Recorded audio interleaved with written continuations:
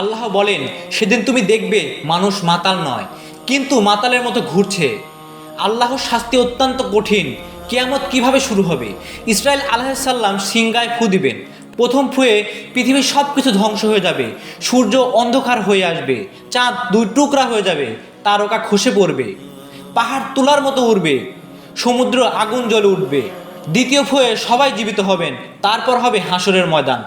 লক্ষ কোটি মানুষ এক জায়গায়, সূর্য মাথার উপরে, ঘাম গলা পর্যন্ত, কারু হাঁটু পর্যন্ত, কারু কানের লতি পর্যন্ত। গুনাহ অনুযায়ী সেদিন কি হবে? মা তার সন্তানকে ভুলে যাবে, বন্ধু বন্ধুকে চিনবে না।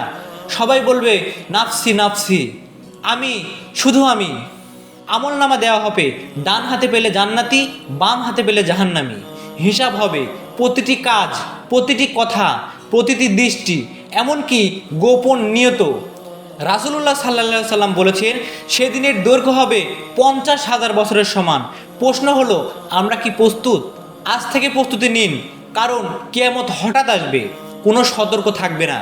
রাসূলুল্লাহ সাল্লাল্লাহু সাল্লাম বলেছেন, তোমরা এমনভাবে জীবনযাপন করো যেন আগামীকাল কিয়ামত।